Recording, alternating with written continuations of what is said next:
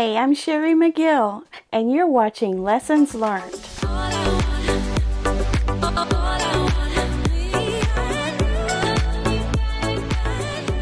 Hello, welcome to Monday Quilt Chat. Blue and I are here to welcome you into 2023, isn't that right? With a bunch of sewing stuff to do. He's not real thrilled about that because a lot of times I don't bring him up here with me when I'm sewing. So he's down brooding at the house. But if he could just get a little more, I don't know, like a lazy dog and just lay on the rug and behave himself, I could bring him and, I could do my thing and he could be with me. But he likes the human touch, so he's always right here on me somewhere, somehow. If I'm in the room and he's there, he's right beside me. So that makes it really hard to sew. Really hard to sew. Isn't that right, Blue? Are you trying to be a good boy? Are you try? Well, I know. It's okay. It's okay. A lot of you mention him sometimes, wondering where he's at and how he's doing.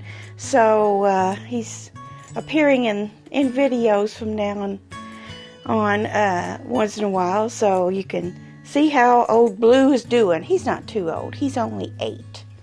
He's not a puppy. He's not an old man. He's a middle-aged man. I have 2.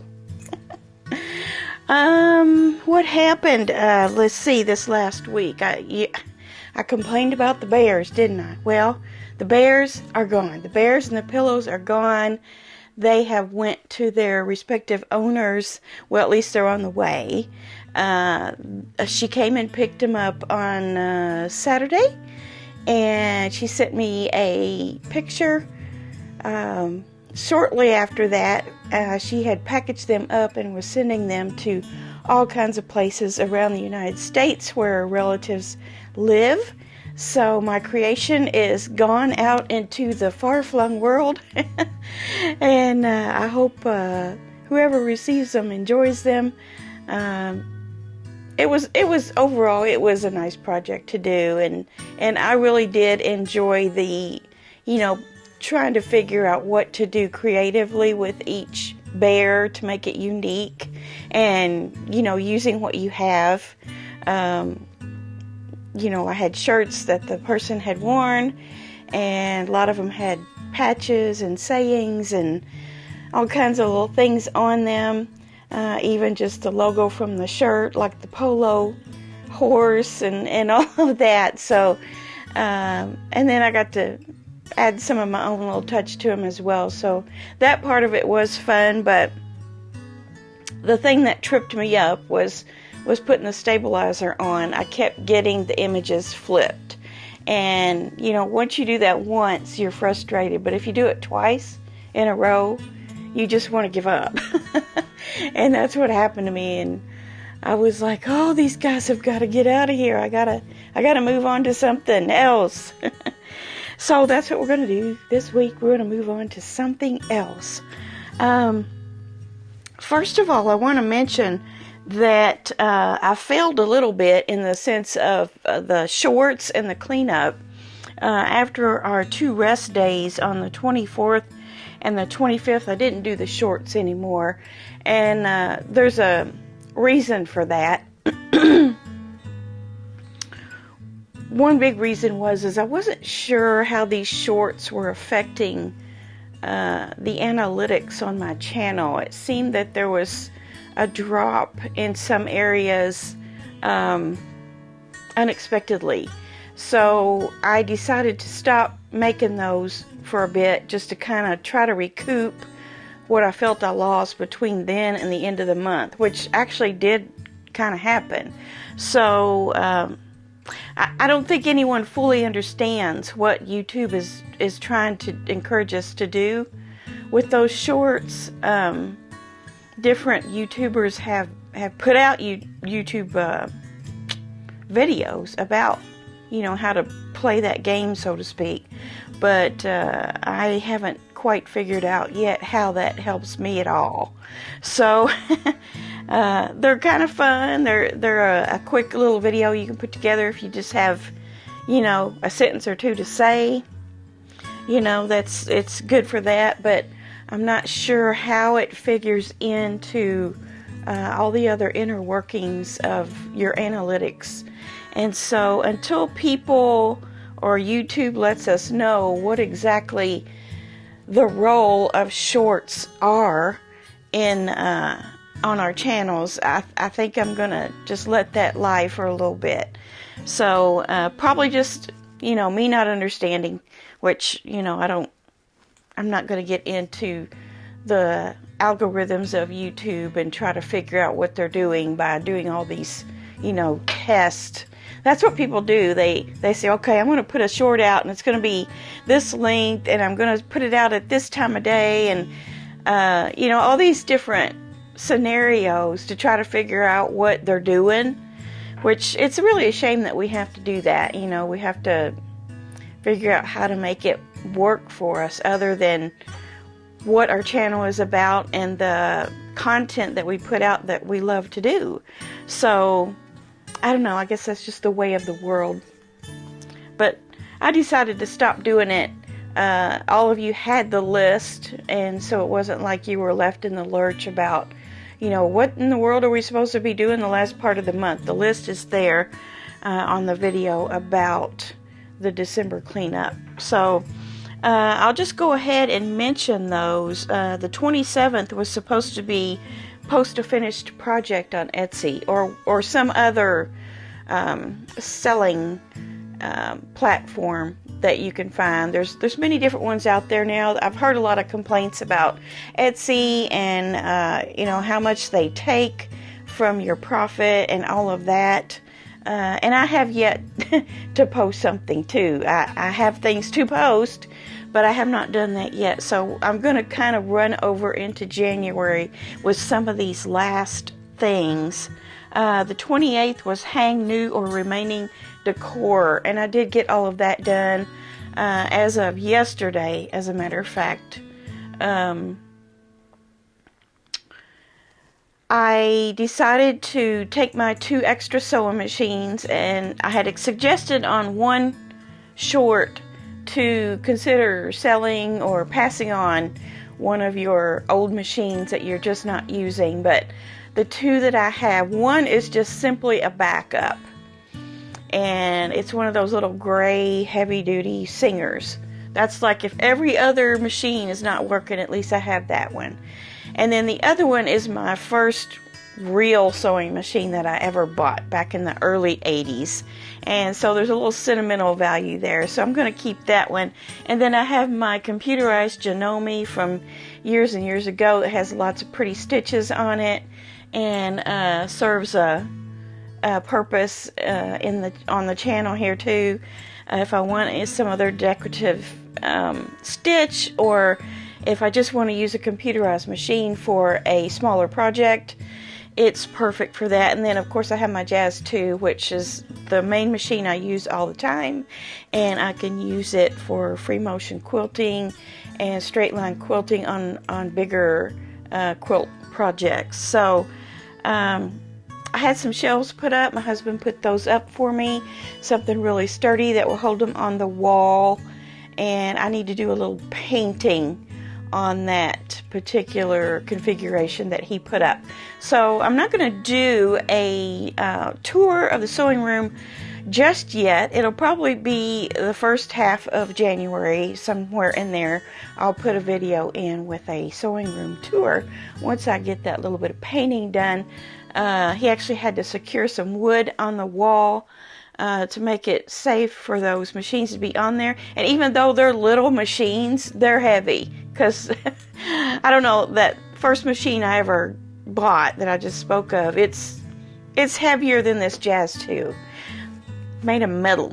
So, it had to be the wall had to be reinforced because the studs just didn't line up right. And so he put some extra wood on the wall, and I need to paint it. So I want that to look nice before I show it to you. I also have a little bit of painting to do on my door.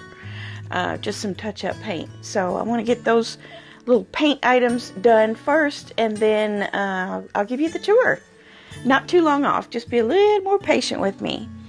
And then the last two items are related to our sewing, and that is change your rotary blades and clean and oil your machine and put in a new needle, which, you know, if you sew a lot, you change your needles out a lot anyway and do cleaning, but get one nice good cleaning in there before the end of the year. Well, we're past the end of the year, right? So go ahead and do it if you haven't done it from the list. So that's a little recap of the last part of the December cleanup. I see a lot of channels are starting their cleanups this month, which is fine. That's a nice thing to do. I do some of that kind of thing in the house. You know, for January I work on my house a little bit more, you know, clean those blinds and ceiling fans and light fixtures, things you haven't touched for a while. I do that in January. So got my sewing room done pretty much as far as the cleaning and all, organizing and all that stuff is. So now I can leave January for my house things that I like to do. Alright, I'm using my, well, let me come back to that. I want to go right into the designer spotlight. And I went on over to Northcott, and I chose a designer, and her name is Ann Hammel Murphy. And we'll put a picture up here somewhere of her. And let me tell you what she has in her profile here. It says Ann's passion for quilting, investigation, art, and editing came together in 2016 when she became the editor-in-chief of American Quilter magazine. That position has been a blessing. She has devoured the wide world of quilting, experiencing all genres as well as learning techniques from countless accomplished quilt artists. Besides coordinating each issue, she has written numerous feature articles and biographical features for AQ, including patterns. She especially enjoys pattern editing and considers it a challenge to make each one exceptionally clear and concise. She was previously a University Foundation development researcher. I simply have to know details, she says. Ann is a lifelong enthusiast of all types of textile arts, quilt and garment construction, and yarn work. She looks forward to much more personal creative time and other endeavors as she steps away from her editor role in 2023. Some would call it retirement, but she has no intention of slowing down. Quilt art and design, especially encompassing nature elements, are on the forefront as she considers the possibilities everywhere. See, that's one aspect I like of these designers, that they use natural elements in their designs. So we see that Ann Hammel Murphy has a professional background, but she also has a very rich textile background, and now she's working for American Quilter magazine and is just loving her job. So that sounds really cool, and it sounds very appropriate for her personality style as well. And I'll also show you a collection by her. I'm just going to show you like the the cover page of what she has designed here. And this is a collection that will be coming to stores in July of 2023, and it's called Sweet Tunes. Sweet Tunes. And there's a lot of different colorways to it. What I'm showing you here is mostly turquoise, teals, blues, and yellows. And then there's also a pattern here that is made up in. I didn't see if that was her pattern, but it very well could be. And then there's some blenders as well, and there's also a colorway that's a little more on the black, purple, red colorway. So go over to northcott.com and click on designers and look up Sweet Tunes, and you'll be able to see all the different colors and designs there on the fabric. And I believe, I don't want to say that this is batik because it doesn't say it on the label, but Banyan Batiks is under the umbrella of Northcott. So it does look to be a batik. I could be wrong about that, but go on in there and look for yourself, and we'll pick another designer from Northcott next week. So I hope you enjoyed that about Ann Hammel Murphy. Now, I've been using my, speaking of AQS, my planner here. This past week I filled out what I was going to do, mostly centered around getting the memory bears done. I have information here on videos, some of the content of what was going to be in the videos for this past week, and other time allotments that I put down for myself for my own sewing. I started doing some, well, I didn't start doing, because most of us quilters, we crumb quilt all the time, or scrap quilt, strip quilt, you know, just take all your scraps and put them together. I did a whole bunch of that on Saturday, and that is actually in preparation for something this week that you'll see. So let me get, I didn't bring it over here, let me get my big piece of scrap quilt that I did this past weekend and the other big hunk that I have from the past. Hold on.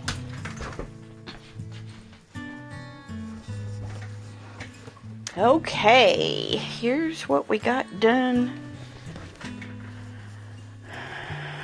This was, when was it? New Year's Eve, whatever day that was, Saturday. So there's a big piece of it.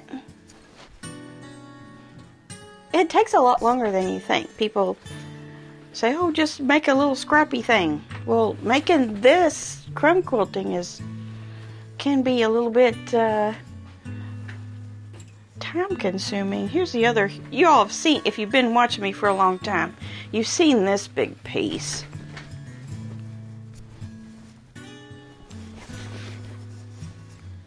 So now we're finally going to do something with this, and I think I might have enough to do what I'm setting out to do. And this is something you can participate in because, you know, it's no buy January, remember? So no fabric buying this month. So let's get the scraps out and do something with them, especially if you have big hunks like this. We're going to do something with them. I had another few pieces. If y'all don't know how to do this, which there's myriad videos on how to do this, you can go out there and find one. I don't think I've ever actually showed you how to crumb quilt other than the adding machine tape thing. You know, where you just take little strips and you just sew them on adding machine tape. It's kind of like foundation paper piecing.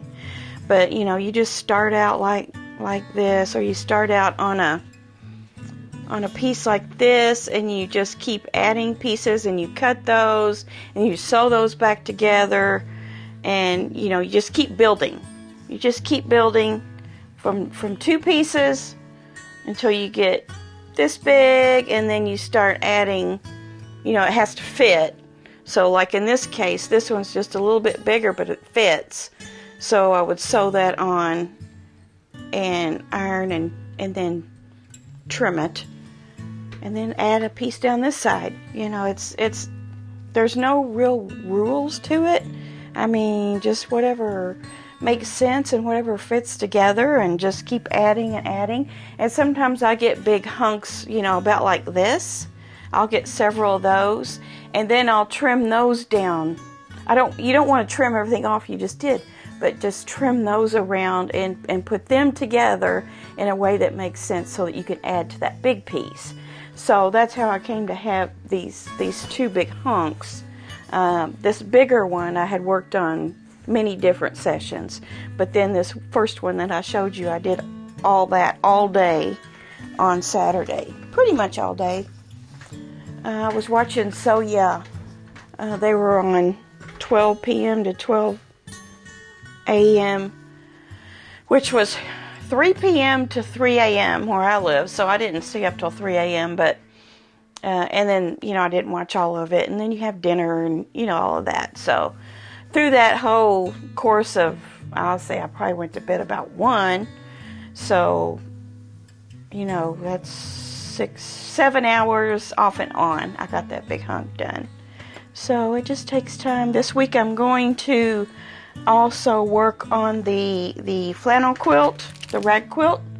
I think I showed you that I had cut these 10 by 10s, and I've scheduled myself 3 hours this week on different days to work on that project. So we'll see how this goes, scheduling time to do certain projects, and then go from there. See how it works. It works really well in my regular life to do that. So why not try it in here and see what happens. I hope you guys are trying something new like that too with your sewing to be more productive. I'm still asking for red and white back quarters or less. If you want to send me one, P.O. Box 990, Jeffersonville, Indiana 47131. I'll start cutting that out probably next week. We'll see how we do on the flannel with this new schedule idea. I'd like to get more quilts done this year. I did a lot last year, and I'll probably put together a video on my makes for last year at some point here in the next few weeks. And yeah, it's more quilts than I ever did in my life, but it wasn't a ton. Looking at some of the other creators out there and the videos that they've put out about their 2022 makes, like Terribly Rad, the one that did the collab with me.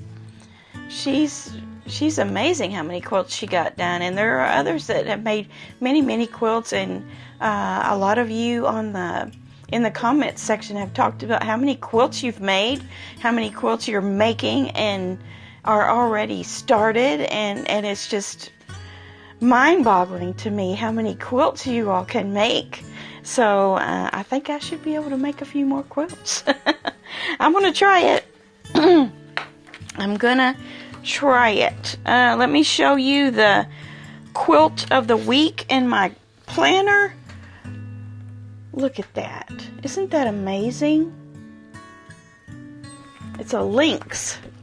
Lynx Rufus is what it's called. 29-inch by 36. So it's not huge. Lots of detail there.